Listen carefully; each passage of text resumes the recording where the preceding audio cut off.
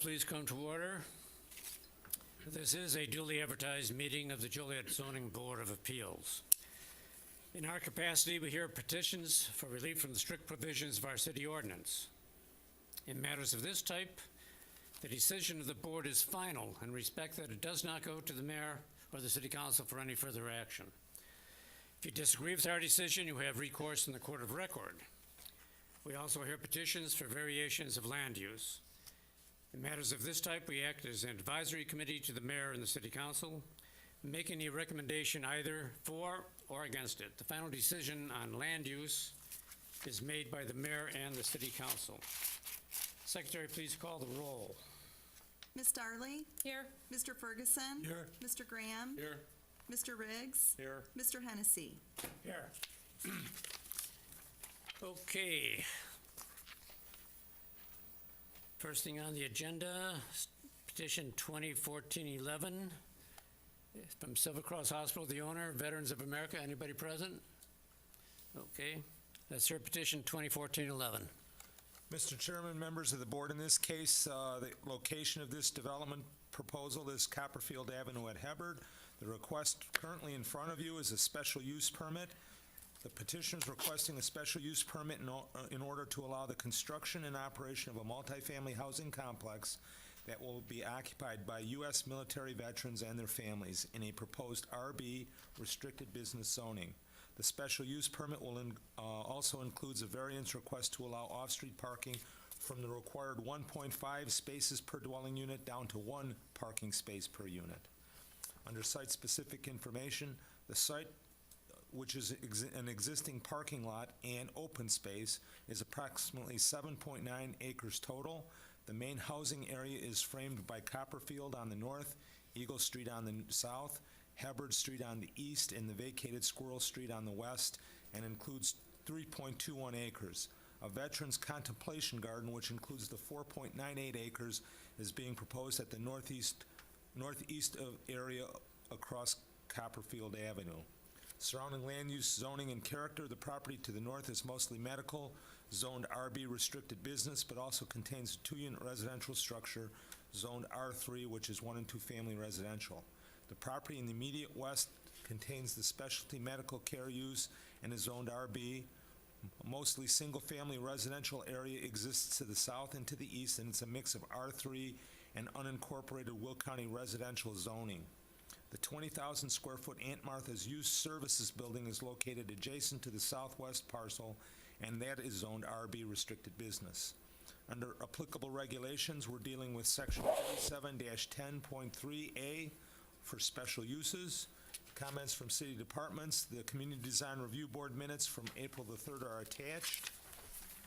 Under discussion, Volunteers of America has submitted a proposal to the City of Joliet to construct and operate a multifamily housing complex for U.S. military veterans and their families on the former Silver Cross Hospital campus.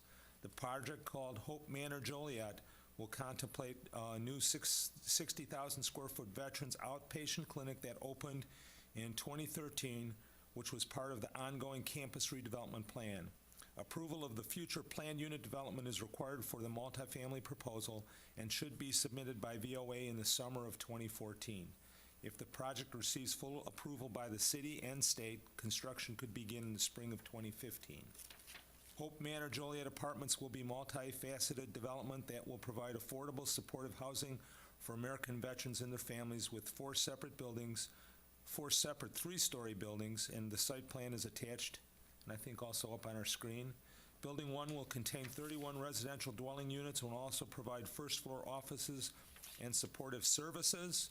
Services for the residents will include case management, support groups, emergency assistance, financial literacy classes, employment assistance, computer training, and access to state-of-the-art business and training resource center with computers, printers, fax machines, scanners, telephones, and copiers.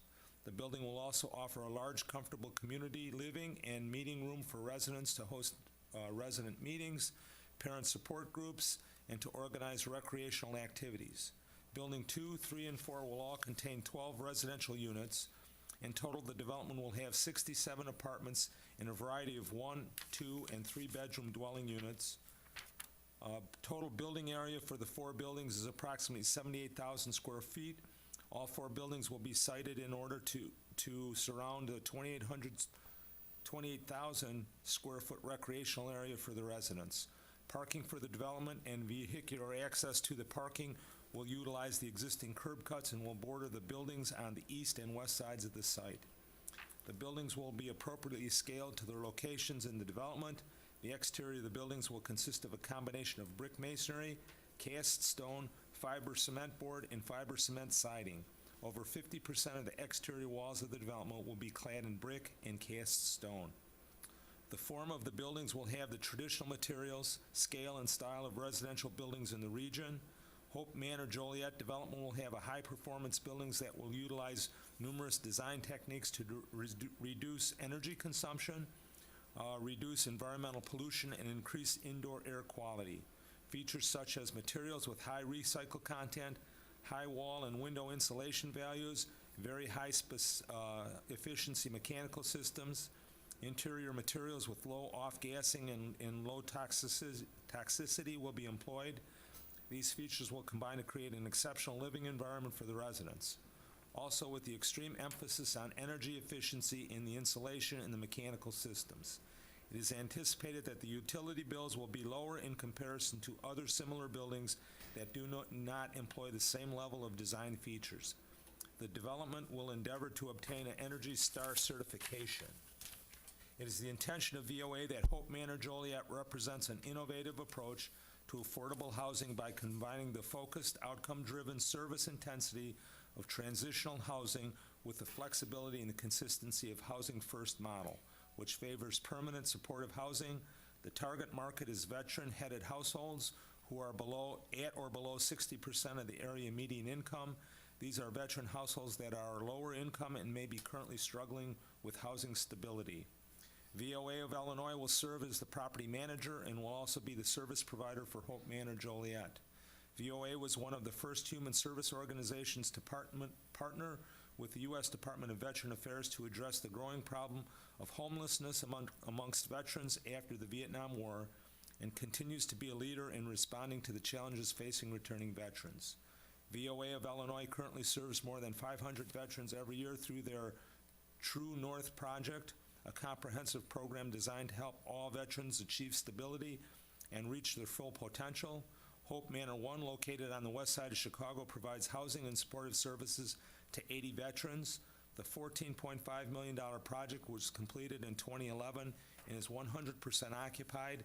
The $23 million Hope Manor 2, located on the south side of Chicago, is home to more than 70 veterans with families. The project was completed in 2013 on land donated by the city of Chicago.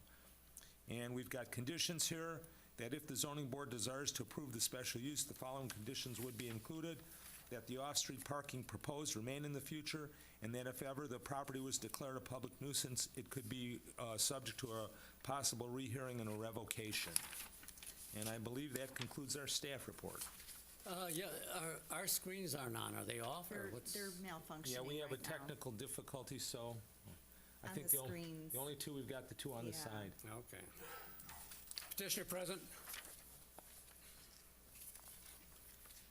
Do you swear the evidence you're about to present is the truth, sir? I do. Name and address, please. Rod Tonelli, Rudiger Tonelli and Associates, 129 Capista Drive. I'm here on behalf of Silver Cross and Volunteers of America, Illinois, acting as their agent in this application and engineer for the project. Obviously, we're very grateful to be here and have the opportunity to present the project to you for your consideration.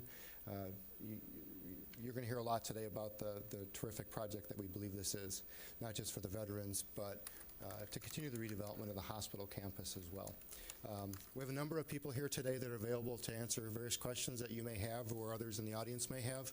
I'll introduce them briefly, but from Volunteers of America, Illinois, we have Nancy Hughes, Jack O'Donnell, and Mitch Milner. And from Silver Cross Hospital, Ruth Colby is here as the property owner.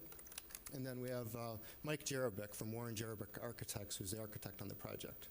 So with that introduction, I'm going to ask if it's okay, Mr. Chairman, to have Nancy Hughes come up, and she can give you a little more background on Volunteers of America, Illinois, and the project, and hopefully some of the questions you may have she'll be able to I have address. just one question. Is the this project intended exclusively for veterans, or Yes. it's just, or anyone with lower income? Yes, why don't we have Nancy come up and she can fill you in on all the criteria that the residents have to have. I must swear you in. Do you swear the evidence you're about to present is the truth? I do. Name and address, please. Nancy Hughes Moyer, 6606 North Oneida Avenue, Chicago, Illinois. And my question then is to you on the occupancy. Is it exclusively for veterans, or? It is exclusively for veterans in the sense that as long as our waiting list, only until our waiting list would ever be exhausted with veterans and there was no other veterans available who qualified for the building, would we be able to allow anyone else who's a non-veteran but otherwise income qualified to enter the building. So it is a priority for veterans, but again, when you're building tax credit properties, you can't leave units open. So again, as a service provider that serves well over 500 veterans a year, our waiting list for the existing housing is rather extensive. We believe with a population of veterans in Will County that exceeds 35,000, that we're not going to have a problem ever exhausting the waiting list of eligible available veterans for the property. Is there a screening process involved here on the applicants? Absolutely. We begin a waiting list. We begin developing a waiting list oftentimes as much as 6 months before the development is actually available for lease-up, and we begin preliminary screening during that time. And there's a variety of screening criteria that we use, obviously income being one of them, and they have to verify their veteran status. This is a project that's being built for veteran-headed households, and so they have to verify their veteran status with their actual veterans paperwork, which we can also verify with the VA. We do criminal background checks. We have the latitude to deny based on criteria if we feel like that there's an issue of criminal background that would place other residents of the building at risk if we were to admit those individuals. You're aware of the fact that the city of Joliet has a screening process too. Would you work in cooperation with them and make that a part of any project? Absolutely, provided that that doesn't in any way conflict with the other regulatory agreements we have. Okay, go ahead and proceed. Thank you. Good afternoon. As Mr. Tinelli mentioned, my name is Nancy Hughes Moyer. I'm the President and CEO for Volunteers of America of Illinois. One of the things we want to mention in terms of understanding the context in which we bring this project forward is that Volunteers of America is a national ministry of service.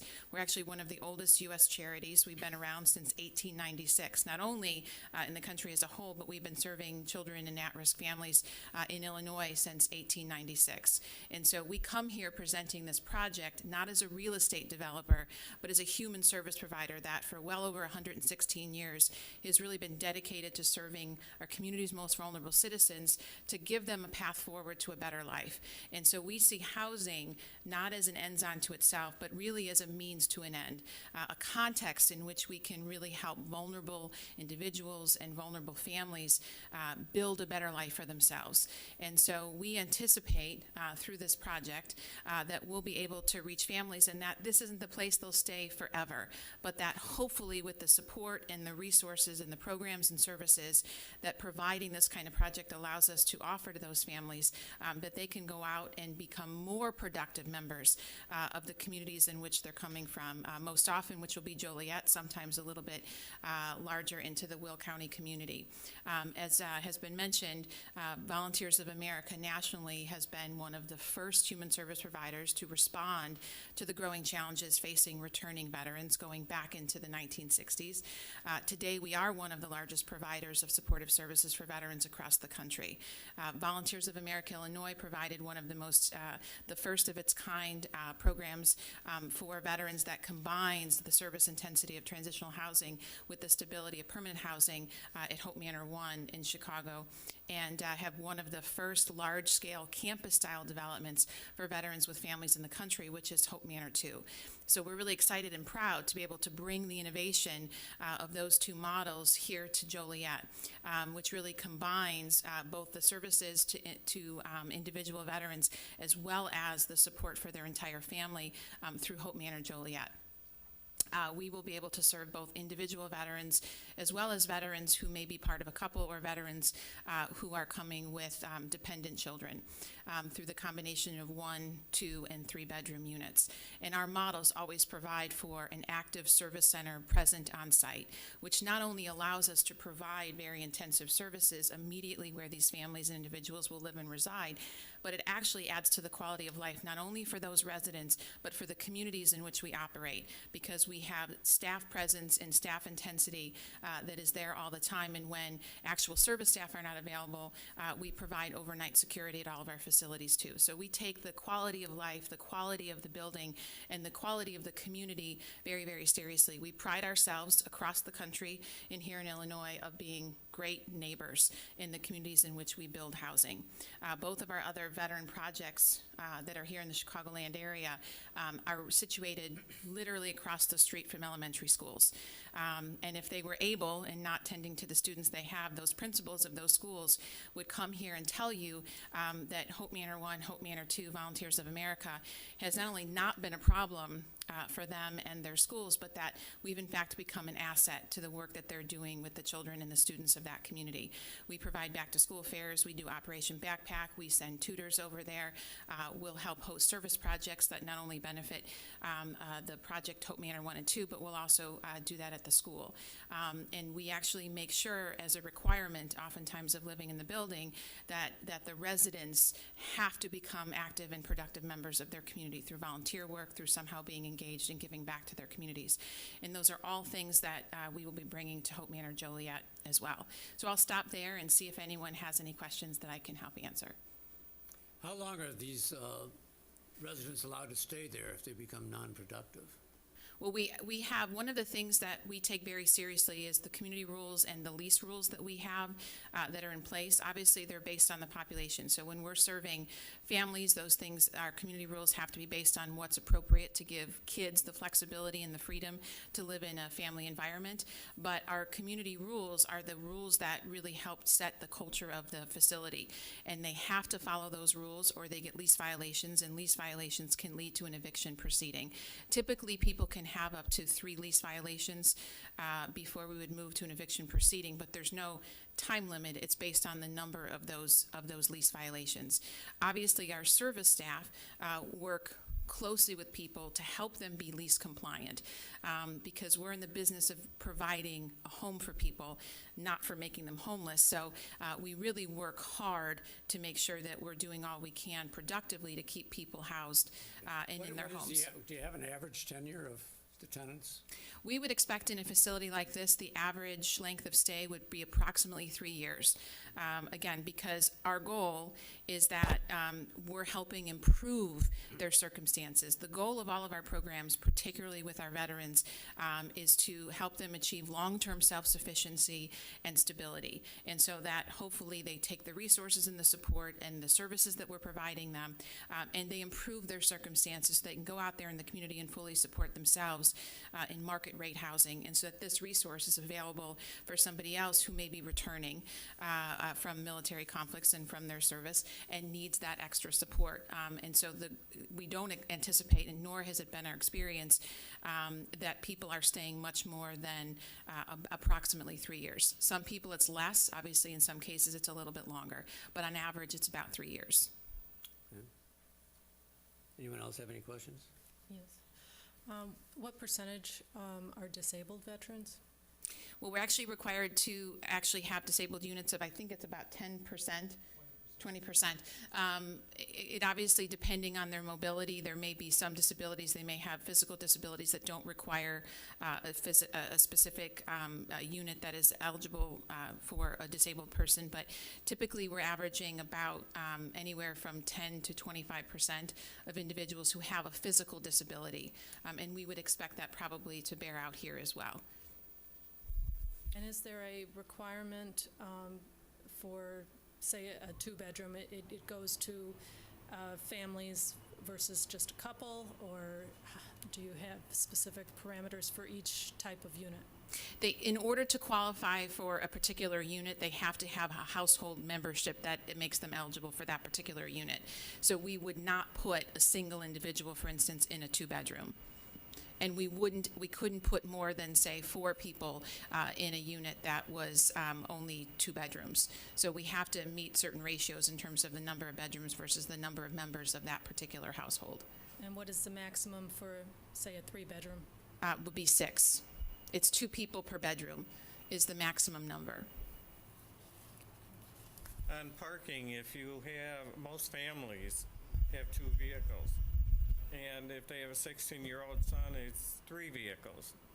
How do you work that out for them when you're only having 1 parking space per home? In affordable housing development, that's typically not the ratio that we would see in across the country. It actually averages more like less than 50% of the households actually end up having a vehicle.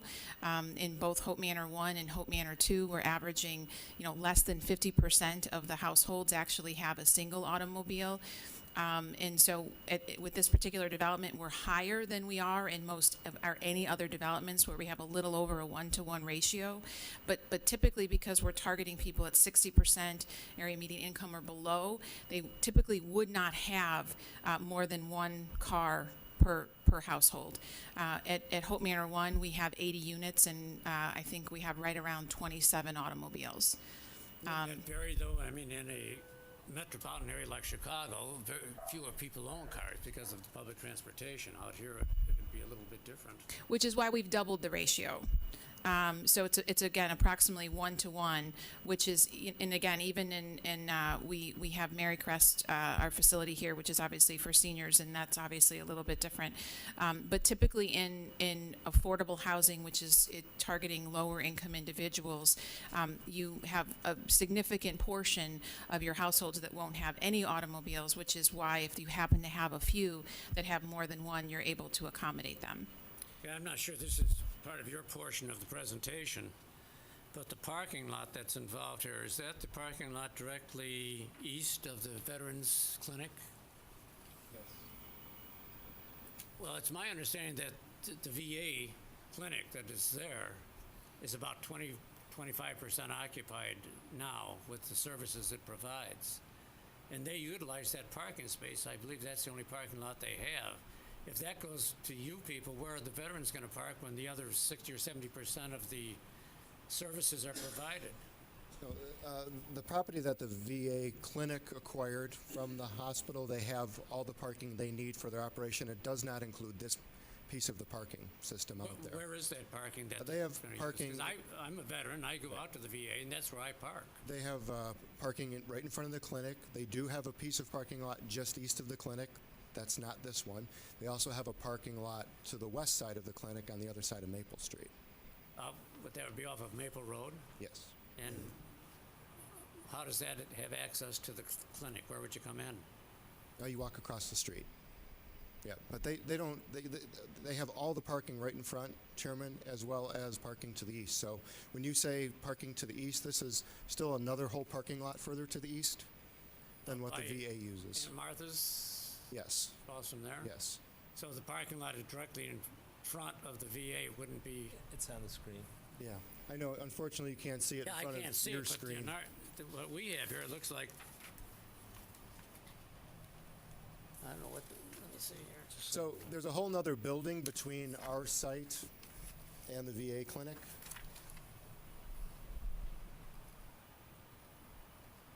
Yeah, right upstairs, the area in question. Yeah, where's the, that's the VA clinic right there. Okay, all of this. which parking lot is the, are they gonna be taking over? This one right here. The VA clinic's actually over Yeah. here, and this is another building, right? So there's an entire parking system. So I think when you... So the clinic is further over, that is not the end of the clinic over there? And this one's blocked off for use, like you can't get into this parking lot now. It's been mothballed. Okay, because that's all we've seen of this. Yeah, so the VA has this parking lot here and parking over here as well. So they have all of the parking that they need to support the operations of the VA clinic. When they acquired it, they made sure they had enough. And does the VA own that, or is that still owned by Yes, somebody it's else? owned by the VA. It's by the VA? Does that answer? I should probably mention, since the issue of the VA clinic was raised, I meant to mention it earlier in my comments, that we've been providing services through that VA clinic to veterans in Joliet and Will County for almost a year now, through our Supportive Services for Veterans with Families grant from the U.S. Department of Veterans Affairs. And so we're currently, through that VA clinic, serving about 50 to 70 veteran-headed households already in Joliet.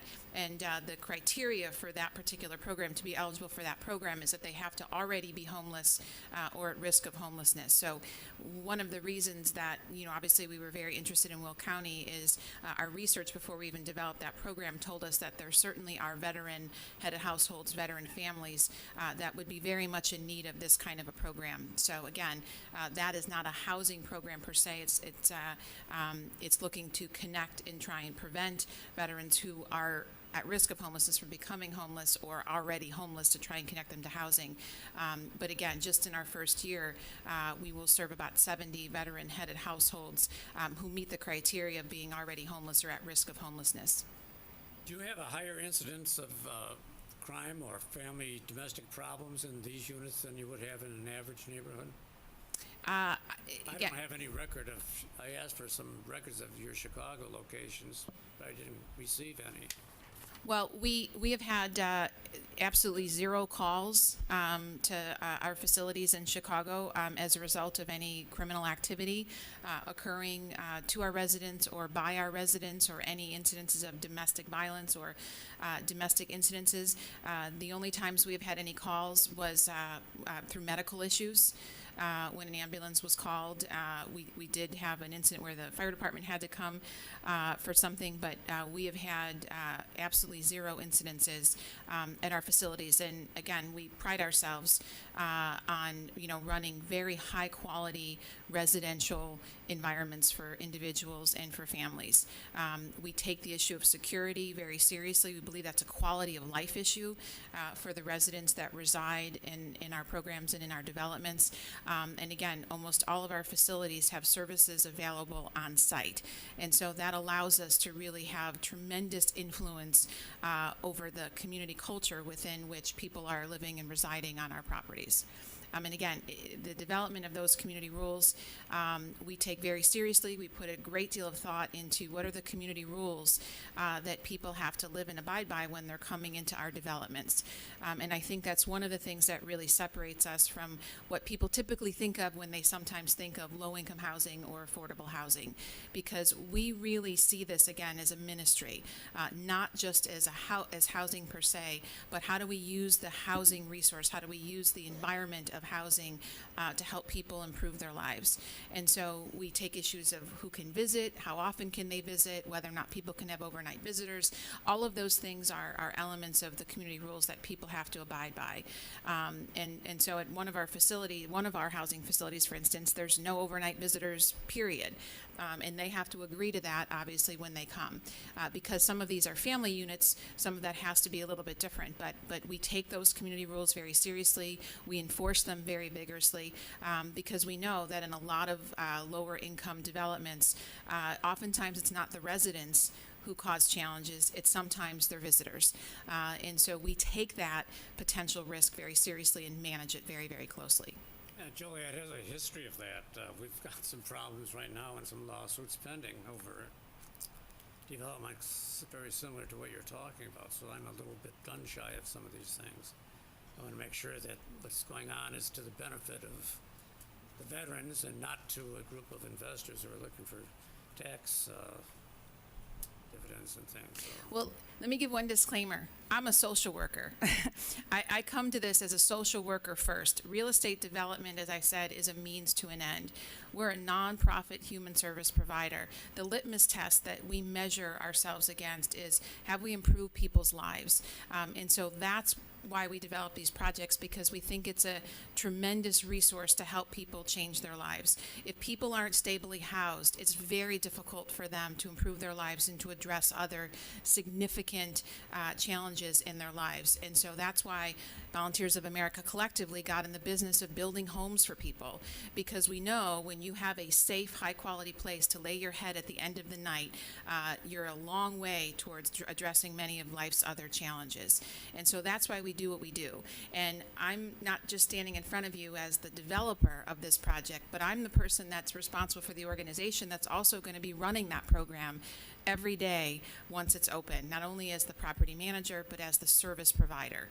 So Nancy Hughes Moyer is the same person who'll be standing in front of you if 2 years from now we aren't living up to our promise, because we take those promises very seriously. So we're not a developer that's a turnkey for-profit developer that builds it and then leaves.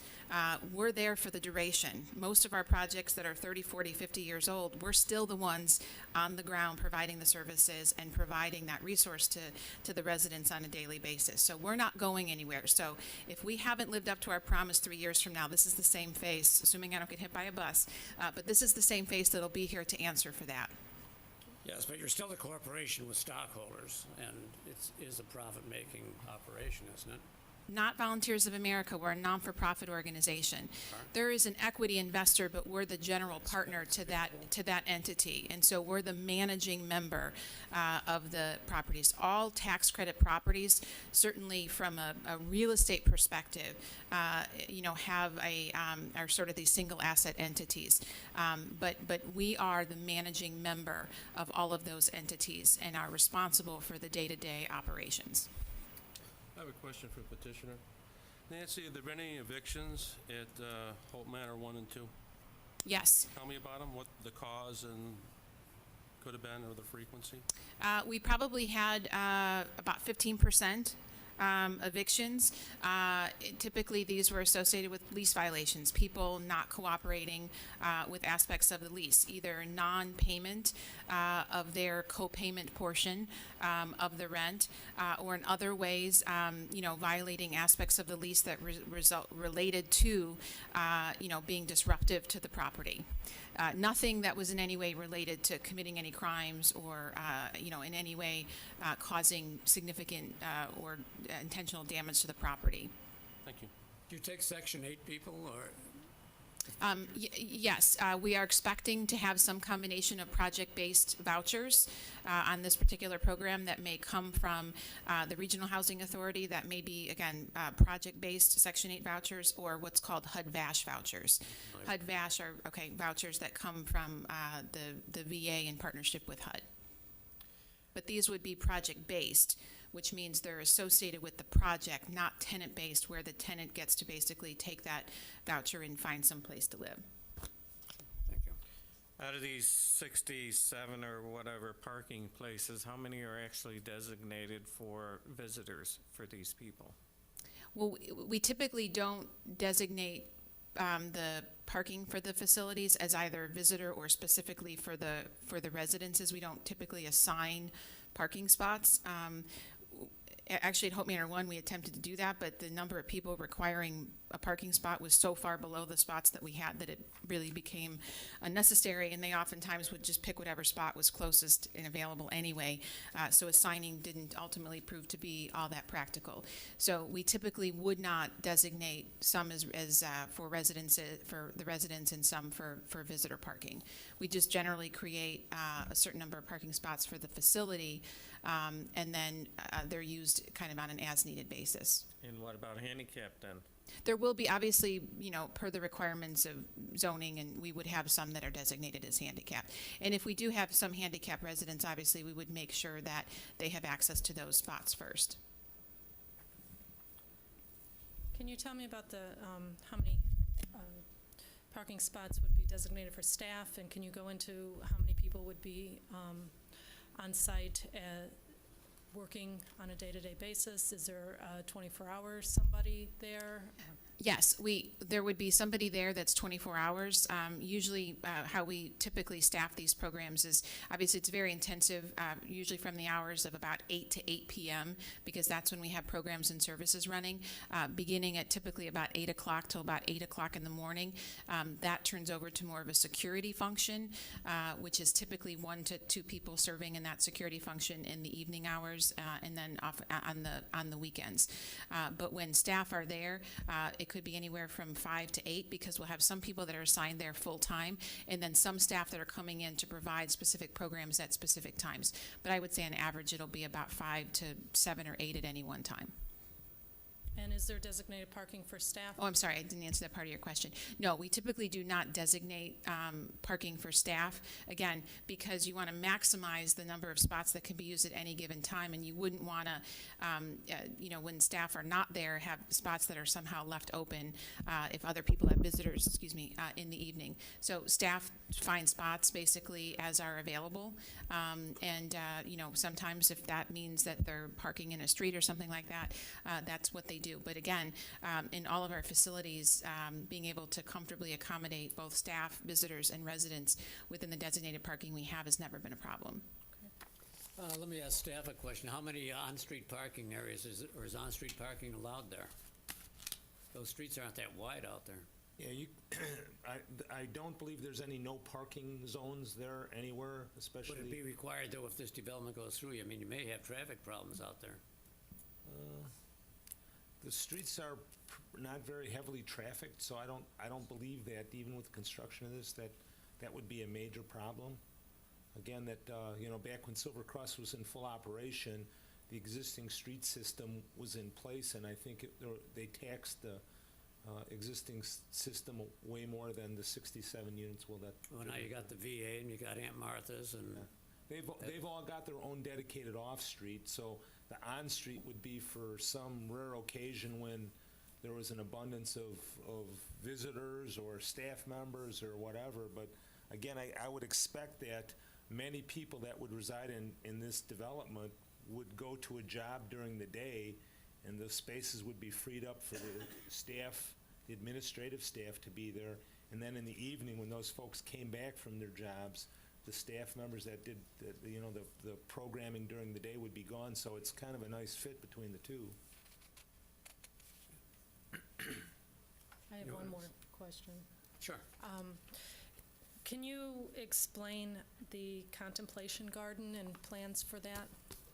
That will largely be used as green space, a memorial park that would be just additional kind of recreational green space for the residents of that particular development.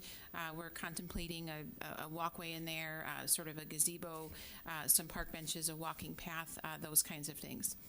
We don't really have plans broader than that in terms of developing that space, but again, more of a memorial garden, green space.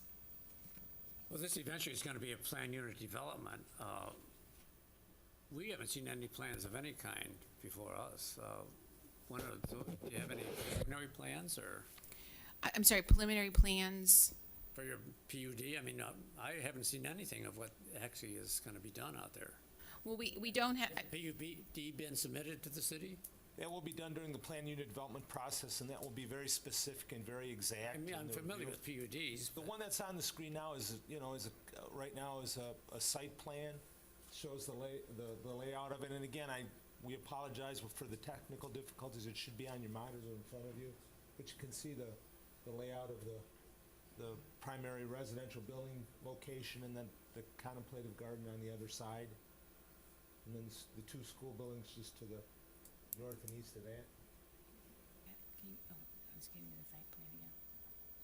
So I would tell you right now, these are officially concept plans. Yeah, this is conceptual, right, aren't But they? my guess is that, they've spent a lot of time engineering these, value engineering these, so I would expect that the final submittal will be what you're seeing now, and then we'll tweak it from there upon review is the plan unit development, if necessary. I guess my question is it appropriate for us to be voting on something that we've never even, seen the final plans on? Mr. Chairman, if I could just address the question a little bit more and fill in, expand on what Mr. Heller was talking about. So the plans you have in front of you are very detailed plans. We have full site plans developed for where all the buildings are going to be located, parking, walking paths, sidewalks, et cetera. When we come back at the next stage in the process and ask you to consider approving the actual final PUD plat, it's going to look very, very much like this picture. There'll be very few changes, if any, into how it actually gets engineered and final implemented. You also have in front of you, and again, I know you're having struggles today to see it, but you have in your packets preliminary architectural elevations for all of the buildings. We know the building materials, the style of the buildings, the details, what those are going to look like. So you effectively have in front of you today what will be our PUD package. We've just asked to take this in 2 steps, right?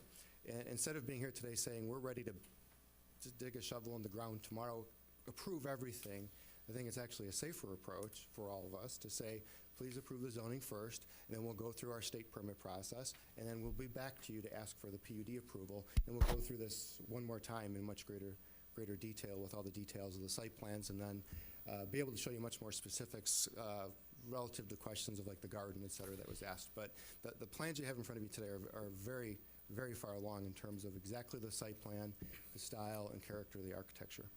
All right, thank you. And we do have our architect who's here today, Mike Jerebeck, who can certainly ask any technical specific questions you have about the renderings and the plans that have been submitted so far. And should be mentioned that Mike was actually our architect on both Hope Manor 1 and Hope Manor 2, both buildings that we've won design awards on, and has been the subject of visits and articles around the country for a lot of its design development. So again, as Mr. Tonelli mentioned, these plans have been in development for well over a year, and we believe they're pretty far along. Again, once we go through the PUD process, there might be some tweaking on some elevations and things like that, but in terms of the actual layout of the site plan, the elevations, the number of buildings, the number of units, the floor plans, we don't expect any changes to that of any significance between now and that process. All right. Who's up next? Anyone else? That's all we have. Again, we're available for other questions. If you have questions of the architect or any of the other members of the team, we'll be happy to answer them. Or if any of the audience members have questions, we're available to answer them. Was this land that you're going to be building on, this land was donated by Silver Cross? No, Or it's still, how did that work? it's still owned by Silver Cross, and Silver Cross is entering into a purchase agreement with Volunteers of America. So you are purchasing the Yes. property? Yes. Has it been purchased or are you in the No, process? it has not been purchased yet. They're under an agreement to do that. And when will that be closed? Ruth, I don't know if you want to address the particulars of that?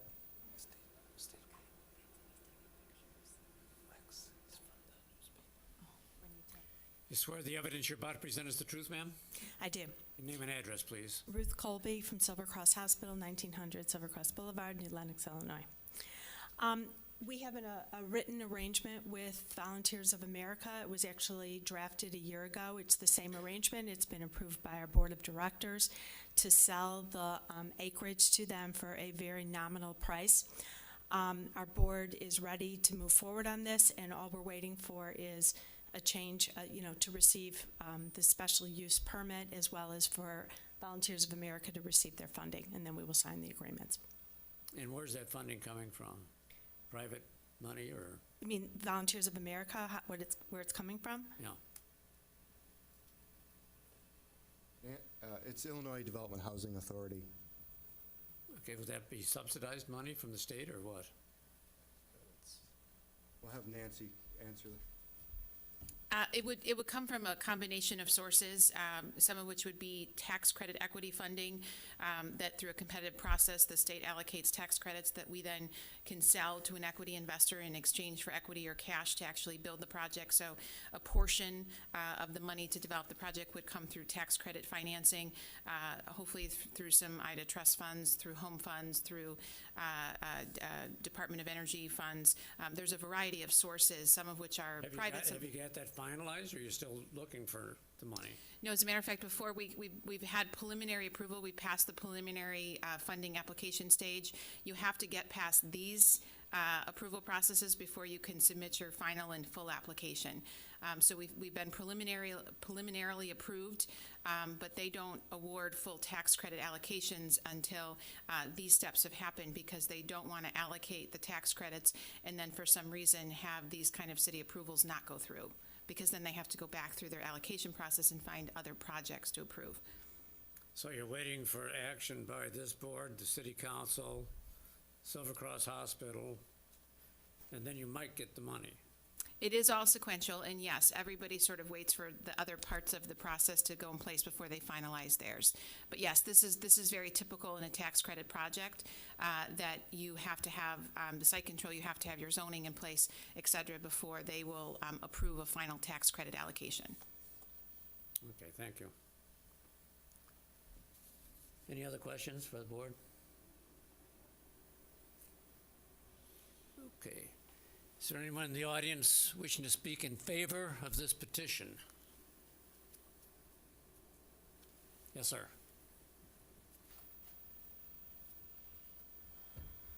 Must swear you in, sir. You swear the evidence you're about to present is the truth? I do. Could I have your name and address? Wayne Horn, 3703 Mustang Road in Joliet. I am a past chairman of the Will County Veterans Assistance Commission and also one of the founding board members. And I would like to speak in favor of this project is not only necessary, but also is a project that Joliet could be very proud of and take the opportunity to what is a national initiative in order to provide affordable housing for veterans. I'd like to introduce the superintendent of the Veterans Assistance Commission, who's far more articulate and can speak much more in detail about that need and about what the Veterans Assistance Commission does and how it helps our situation. If I could bring her up, her name is Christy Much more McNichol. attractive, too. Well, are we going to get into that type of thing?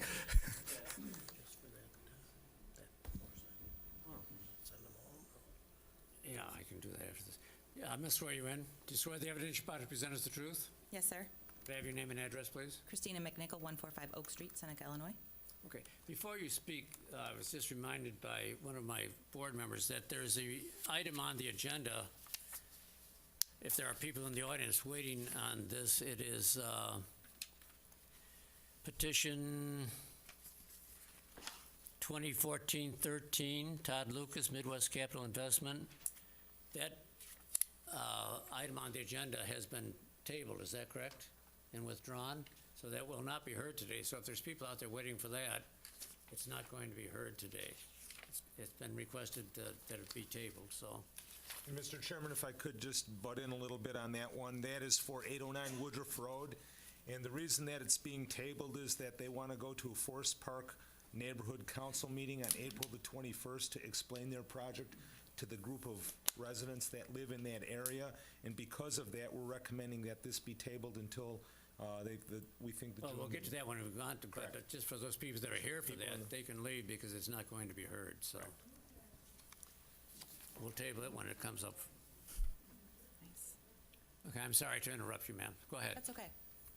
First of all, I would like to say what an honor it is for me to work with Volunteers of America. They do have the SSVF grant, and I currently work with their representative that's in Will County named Desiree Woods, and it's wonderful. It's very easy, and they're wonderful people to work with. Second of all, I think it should be brought to you guys' attention the amount of resources that having the housing right there by Old Silver Cross gives the city of Joliet. When you bring veterans into the community, you are essentially bringing monies back into the city. There's veterans benefits that can be obtained, there's educational benefits that can be attained, that those students would then be going to Joliet Junior College. It's a reinvestment, in my mind, for this city. There is nothing within Will County right now that is like this for veterans. They must be all outsourced to Cook and DuPage counties. Volunteers of America is based in Cook County, the individuals I work with. There's another individual that comes in from Wheaton County with the same grant. They're all coming here because they know that the need base is here. It's in Joliet and it's in Will County. And having housing available to these veterans that are low income, that will rise to the occasion and move on, is something that's, to me, priceless. It would be such a huge thing, and you could put your stamp on the map with Joliet with this, because it doesn't exist anywhere else in any of the surrounding communities besides Cook County. Any questions? Thank you for your comments. You're welcome. Anyone else wishing to speak in favor? Is there anybody in the audience wishing to? Yes, sir. Do you swear the evidence you're about to present is the truth, sir? Yes, I am. Yes, I will. Address. John Sheridan, 1122 North Center Street, Joliet, Illinois. Sorry I got a cold, but I wasn't planning on speaking today. Both. Yeah, wasn't planning on speaking today, but I felt obligated to get up and say something today. Joliet is a city of champions. We have an opportunity with a new project here for veterans even with disabilities. And it's the first time we had this opportunity, actually the second time it's being presented. And I would hope to God this gets passed today, and we have a second chance to make it right for people with disabilities or the veterans who give us the forum today that we're using. This whole discussion day kind of reminds me back in 1990 when Joliet had the group home crisis. Mr. Chairman, you were around at that point in time. Probably And on this, council at that time. yes, and this zoning, yes, you were. And this zoning board here, since then, has passed many special use permits to multiple agencies in this town servicing people with disabilities, and have been very successful with the group homes in Joliet. We've done a great job. I personally serve on the board of Cornerstone for over 28 years or whatever, just time rolls. And I have one down the street from me, by the way. It's the best neighborhood, the best house in our neighborhood. Parking is an issue. Parking was an issue back then. The safety of the neighborhood children, what were the clients going to do, the security of the homes, et cetera, et cetera. I think it's been well addressed today, the format that's going to be, this housing arrangement is going to be placed there, and security and so on of the residents. But it's an opportunity to get people who have been struck down or bad luck an opportunity to get back on their feet. And I've seen many successful placements of our clients in the community by just having that opportunity to get that house to start in, or that apartment or a group home setting.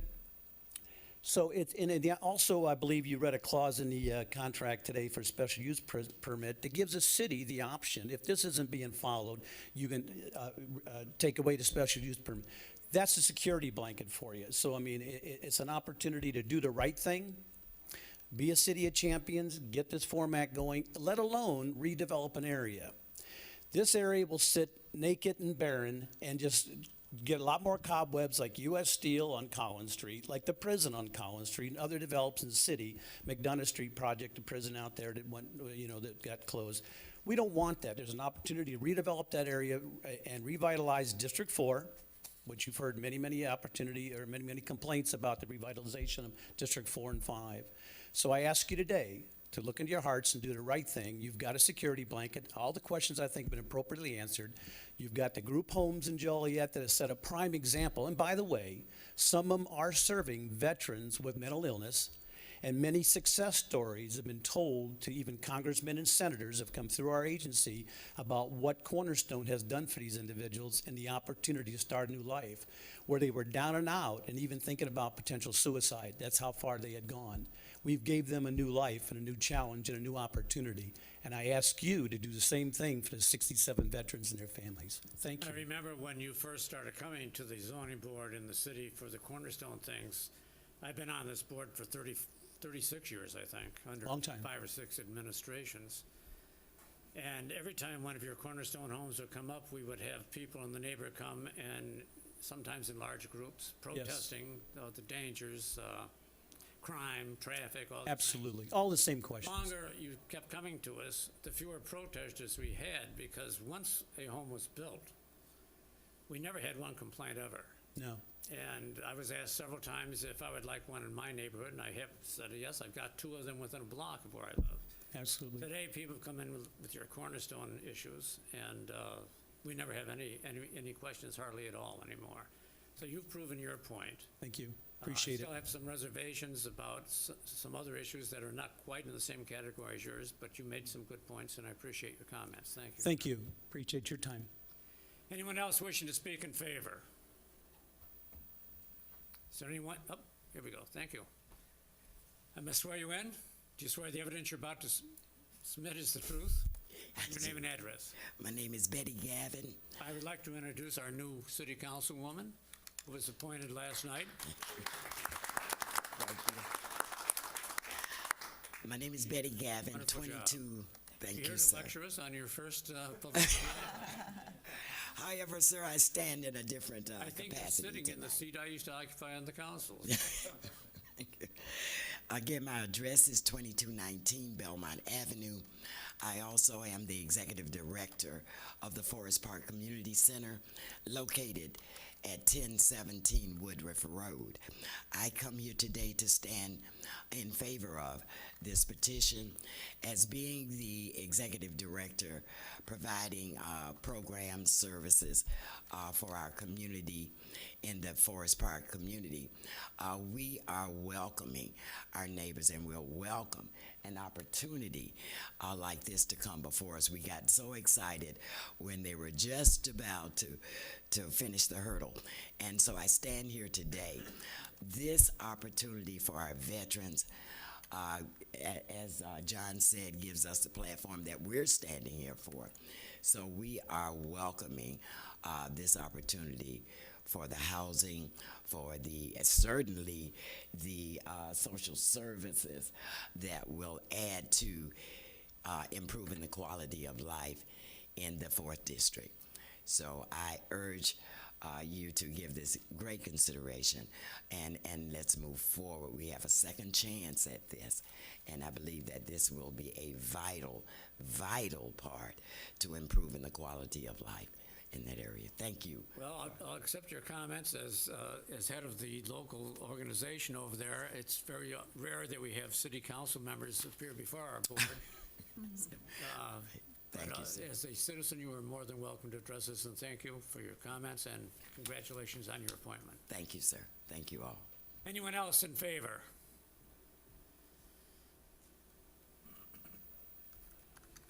Do you swear the evidence you're about to present is the truth, ma'am?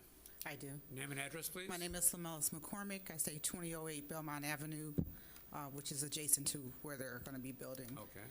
I stand here as a wife of a veteran, also as a family member of many veterans who are also challenged in several ways, financially and et cetera. So having this here opportunity come into our neighborhood, I think is tremendous.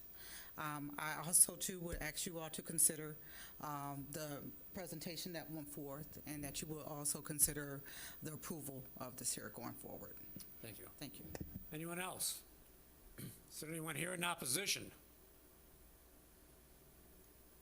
Yes, sir. Come forward. Do you swear the evidence you're about to present is the truth, sir? Yes. May I have your name and address? Paul Nowak, 530 Fairbanks Street, Joliet. I literally live right at the bottom of the picture there, below the lower square, right across the street.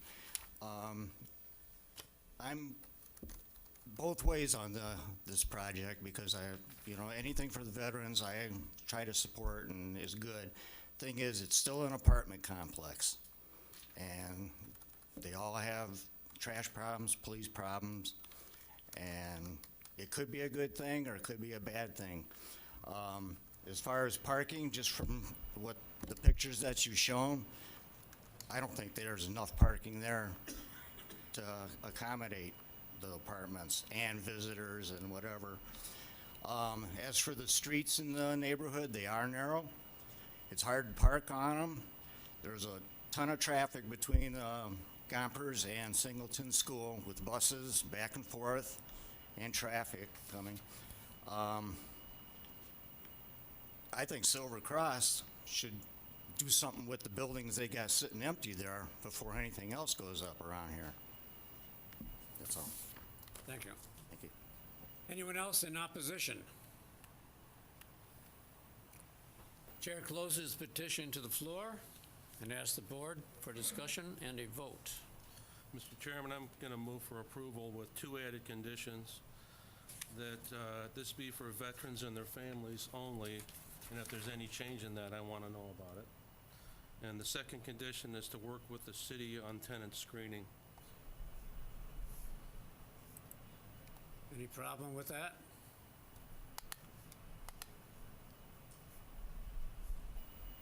Do you swear the evidence you're about to present is the truth, sir? I do. Name and address? Mitchell Milner, 2652 West Farwell, Chicago.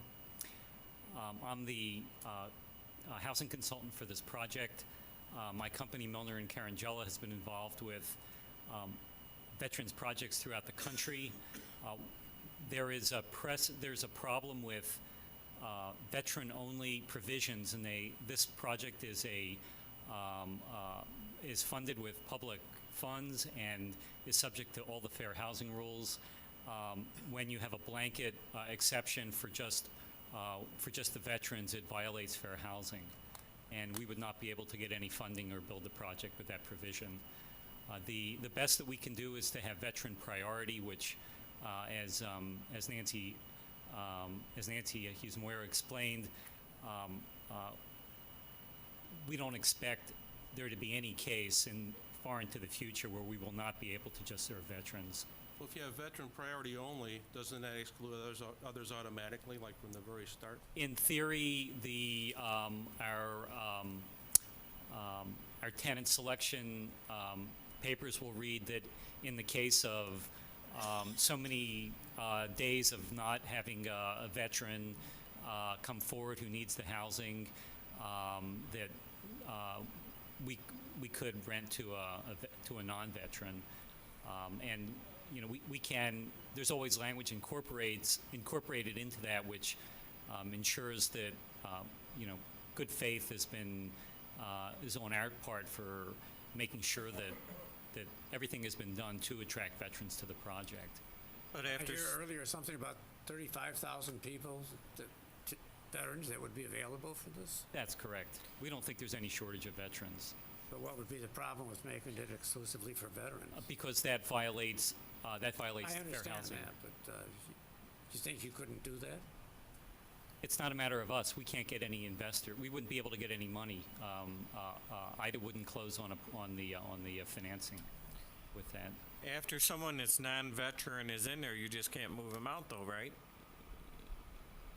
Someone who is non-veteran, no, we would sign a lease. But as it was pointed out, the waiting list, the number of people who are available, we don't expect to rent to any non-veterans.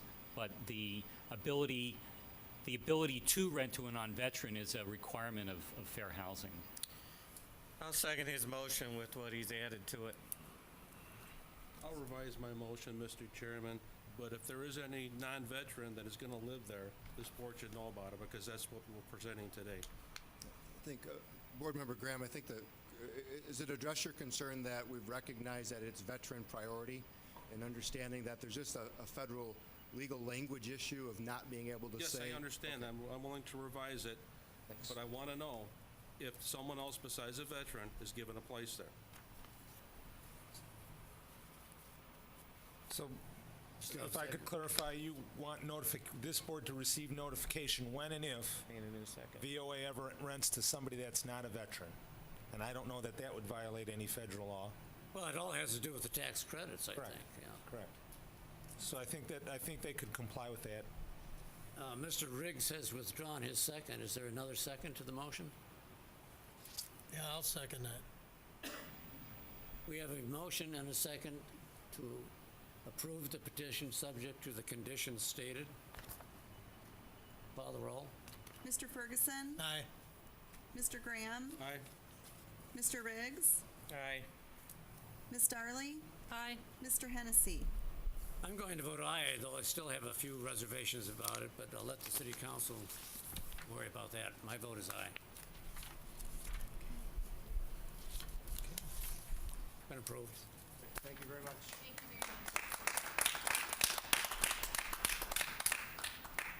Petition 2412, Barbara Morris.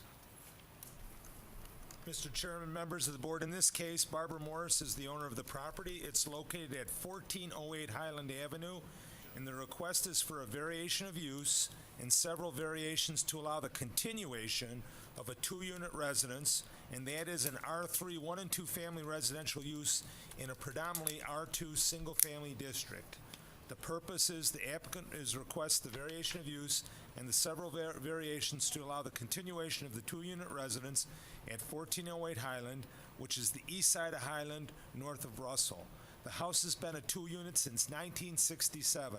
The parcel includes a lot on the north side of the two-unit, which will remain part of the subject site.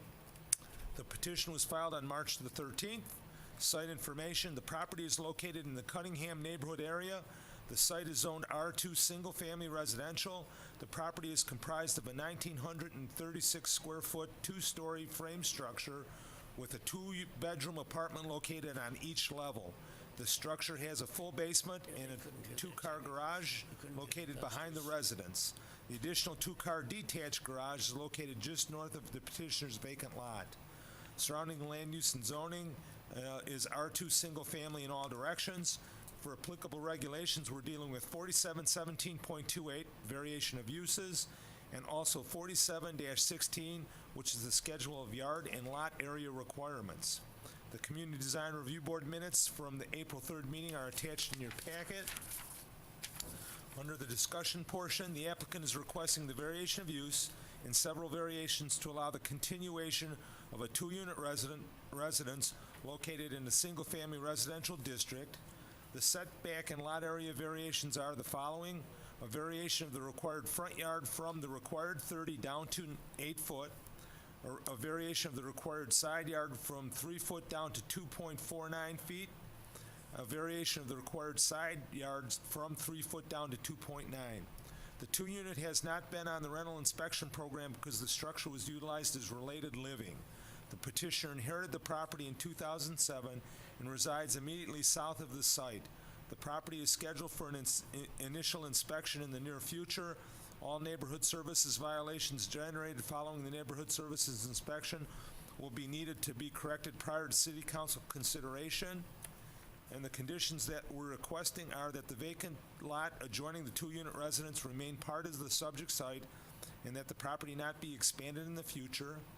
Number 2, that all the neighborhood services violations be corrected prior to consideration of the variation by the City Council. Number 3, that the existing off-street parking for 3 cars remain in the future. Number 4, that the property owner participate in the landlord-tenant screening program. Number 5, that should the property be declared a public nuisance, it shall be subject to a rehearing and a possible revocation.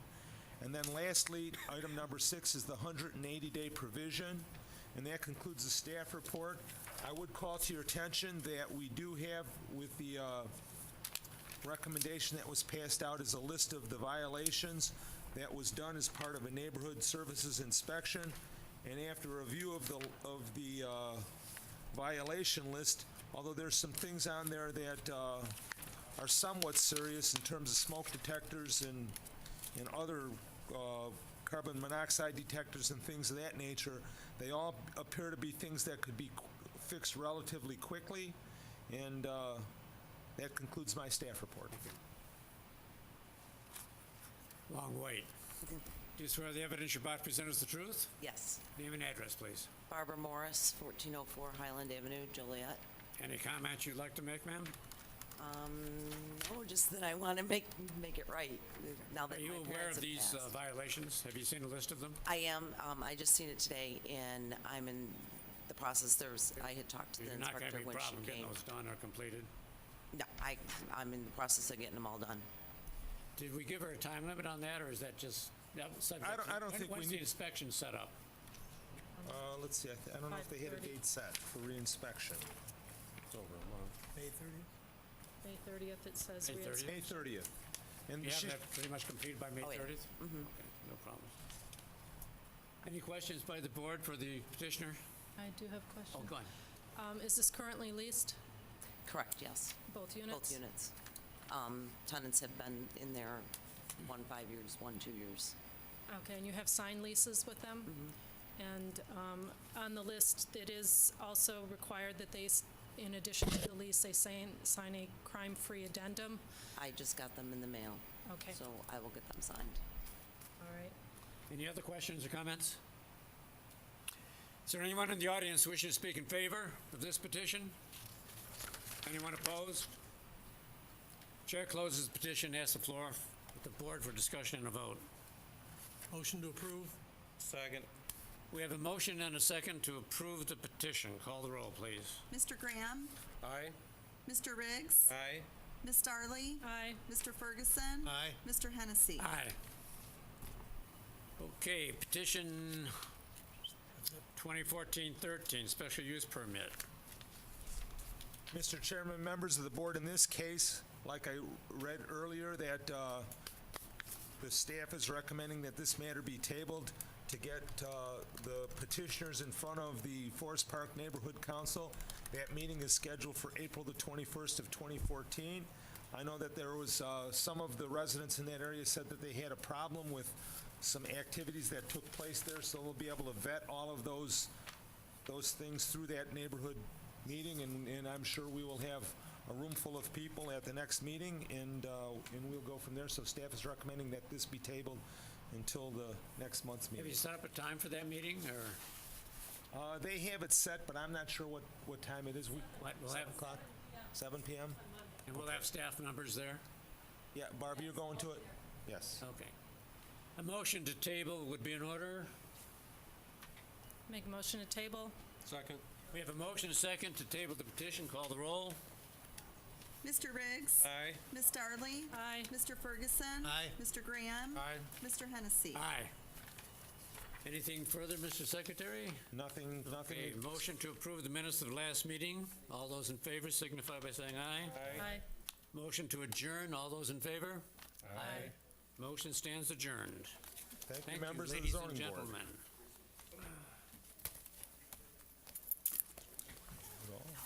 Well, I don't know if I'm happy or not. I'm like, no,